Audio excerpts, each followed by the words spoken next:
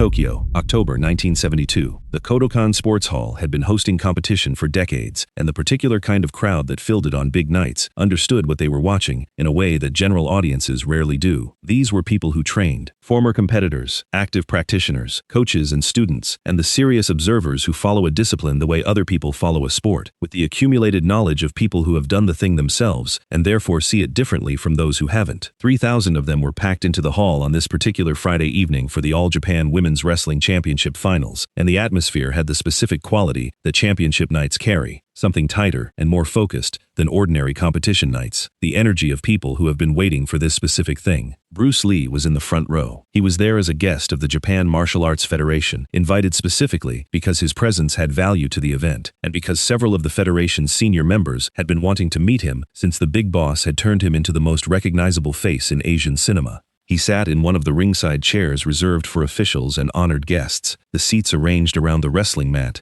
that served as the competition floor, close enough to see everything clearly. He was not performing being there. He was simply there, watching with the quality of attention he brought to everything, which was complete, and without any of the self-consciousness that famous people sometimes carry into public spaces. He had come to watch wrestling because wrestling interested him, because any serious expression of any physical discipline interested him, and because the woman he had been told would be competing tonight was supposed to be extraordinary. He had been told correctly. Her name was Tanaka Keiko, 26 years old, a professional wrestler who had been competing since she was 19 and who had built across 7 years a record that the Japanese sports press described in the specific language reserved for things that had stopped surprising them because the thing was always the same. 47 wins, 0 losses. 31 of those wins by submission, 12 by pin, the remainder by technical stoppage. She was 5'8" and 170 pounds of dense, trained muscle built through years of conditioning that the people who watched her work described as simply relentless, the conditioning of someone who had decided early that half-effort was a category that didn't exist. The press called her Tetsujo, the Iron Woman, a nickname she had never encouraged and never rejected, which is its own kind of acknowledgement.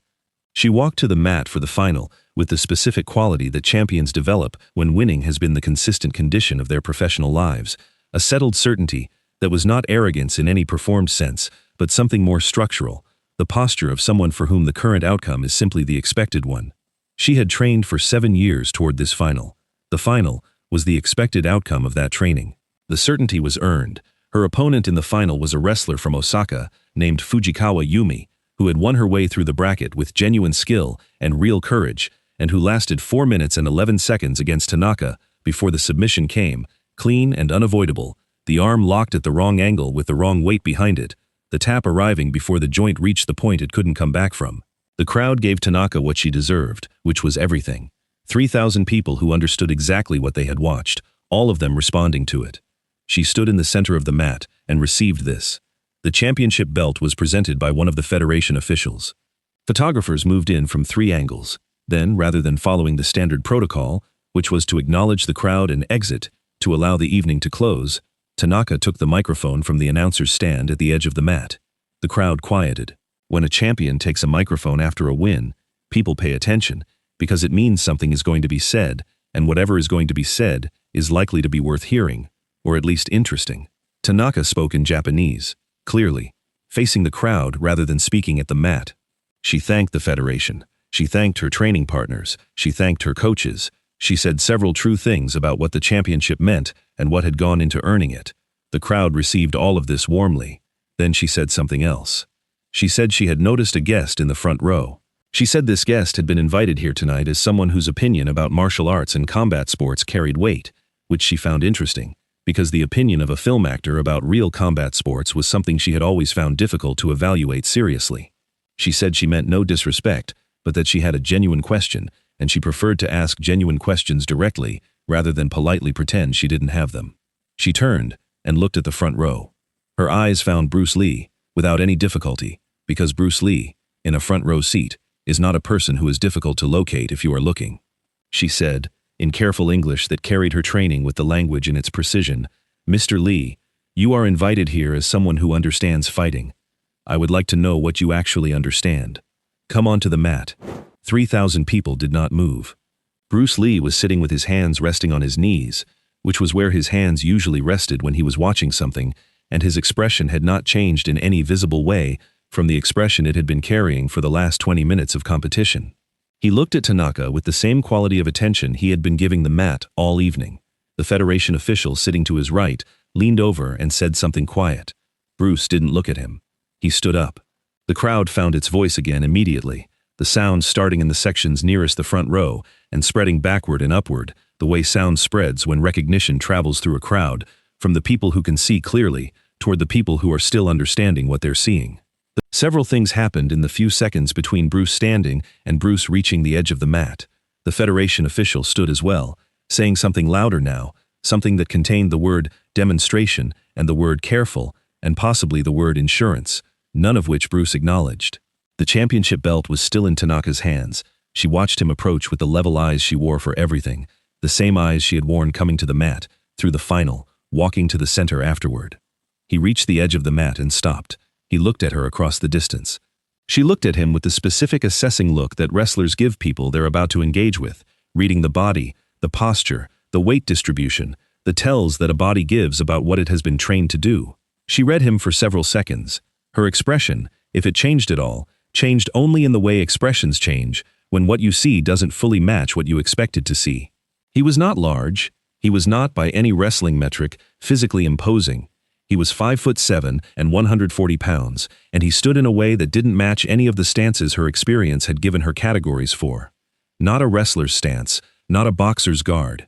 Something quieter than either, something that looked like no particular readiness at all, which any serious practitioner will tell you is either the readiness of someone who doesn't know what they're doing, or a very different and more complete kind of readiness. And the difference between those two things is not always visible from the outside before the exchange begins. The referee, who had not been consulted about any of this, and was doing his professional best with a situation his training had not covered, stepped to the center of the mat and established terms. Exhibition only. No intent to injure. Stop on submission, or on either competitor's request. He looked at both of them. Both acknowledged it. He stepped back. Tanaka moved first. This was consistent with her approach in every match. She did not wait. Waiting gave information to the other person without receiving any, and Tanaka had not built 47 wins on giving information away. She closed distance with the controlled speed of someone who has spent 7 years doing exactly this, reaching for the collar tie that serves as the beginning of most wrestling exchanges, the initial grip that establishes control and begins the process of reading where the other person's weight wants to go. Her hands reached the position where Bruce's collar was. Bruce's collar was not there. He had moved, not dramatically, not with any obvious signaling, just was no longer in the position she had aimed for, and her hands had closed on air, and her own forward momentum had carried her weight past its own center, in a way that required a half step to recover. She recovered it cleanly. 7 years of balance training doesn't disappear because one entry missed. She reset. She came again with a different approach, lower this time, going for the waist rather than the collar, trying to get underneath whatever had happened with the first attempt. This was correct adaptation, the kind of real-time adjustment that separates experienced competitors from everyone else. She committed to it fully, both arms driving toward his midsection. Bruce's hands found her wrists as they arrived.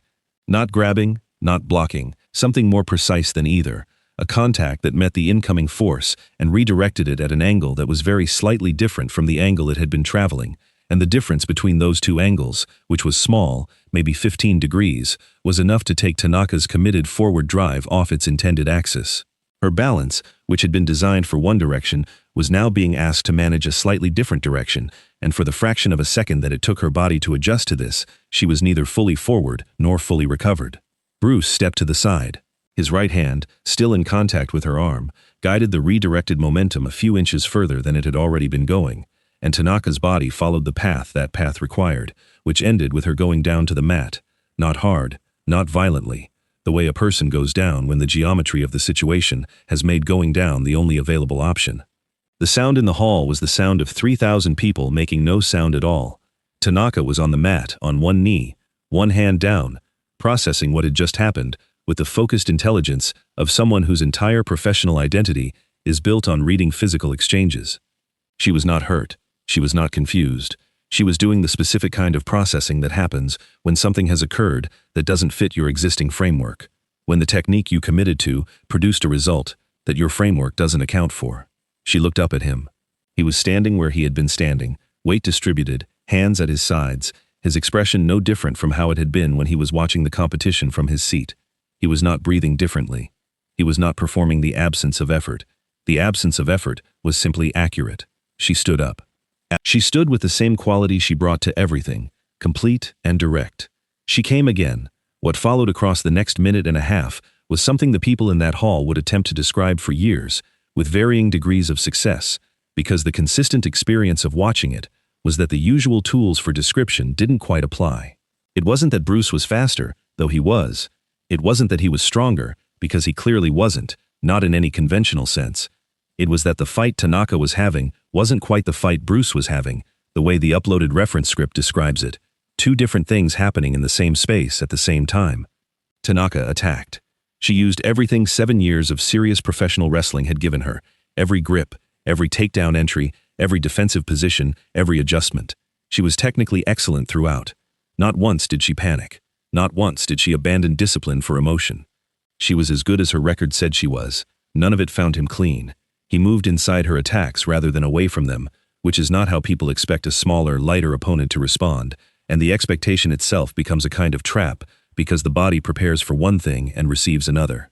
He redirected rather than blocked, which means her own force kept traveling in slightly modified directions rather than stopping and returning, which meant she kept paying for the momentum she generated even when it didn't land.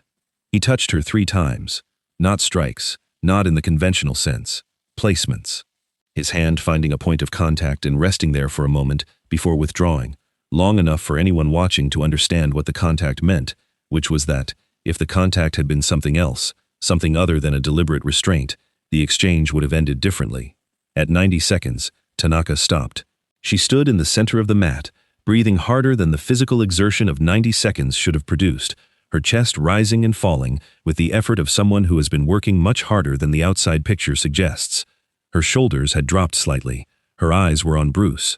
He stood 3 feet from her. Not breathing differently. His hands were still at his sides. For a long moment, neither of them moved or spoke, and 3,000 people held absolutely still along with them. Then Tanaka said one word, in Japanese, that the translator sitting near the front row later rendered as "why." He didn't answer immediately.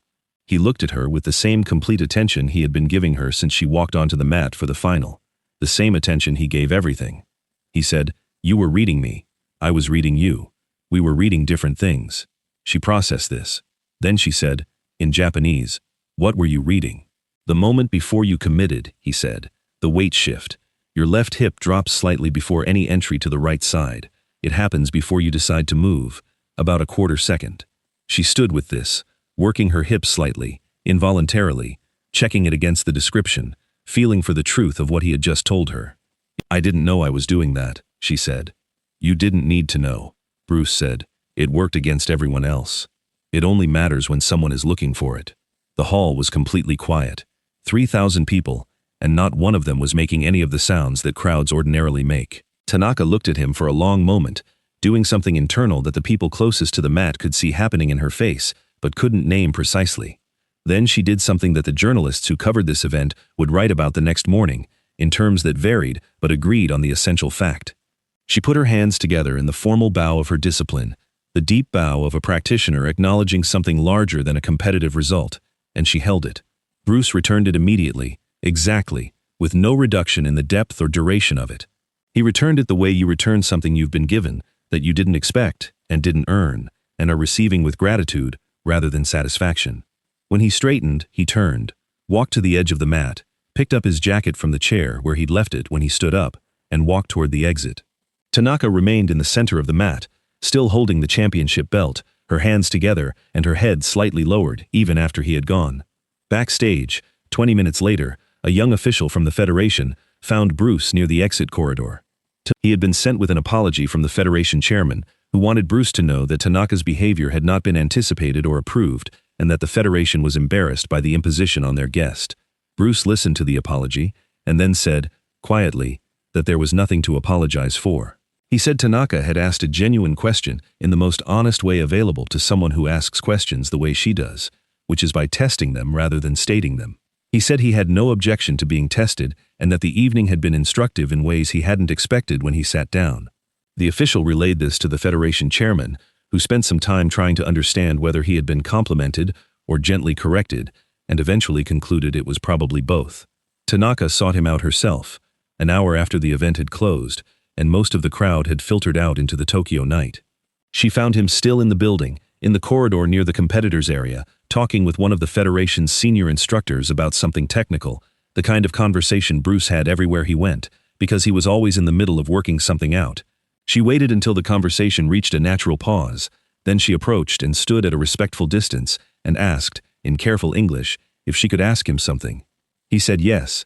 She said, "The hip drop, how do I fix it?" He thought about this honestly, taking the question seriously, rather than offering a reassuring partial answer. He said the honest version is that you probably can't fully eliminate it because it's built into the initiation at a level below conscious control. It happens at the decision point, not after it. To eliminate it, you'd need to rebuild how you initiate entries from the ground up, which would mean months of slower and less effective wrestling while the new pattern took hold, which for a competitive champion in the middle of a career has real costs. She listened to this with complete attention. He said, "What you can do is add an entry pattern that doesn't carry the tell, not replacing what you have, adding something else so that opponents who read the hip drop can't be certain which entry is coming. Make the tell a decoy as much as a signal." Tanaka thought about this for a moment. "Show me," she said. They spent 30 minutes in the corridor, Bruce demonstrating what he meant about entry patterns and tells and the use of a readable habit as misdirection. Tanaka asking specific technical questions and working the ideas physically as they talked. The conversation moving between English and Japanese, with the Federation instructor translating the parts that needed it. The Federation chairman, who had come looking for them when they hadn't appeared at the post-event dinner, found them in the corridor and stood quietly watching for several minutes before he understood what he was seeing, which was a championship-level wrestler and a man who had just won an unscheduled exhibition on her home mat, collaborating on a specific technical problem, as though the rest of the evening had simply been the introduction to this conversation.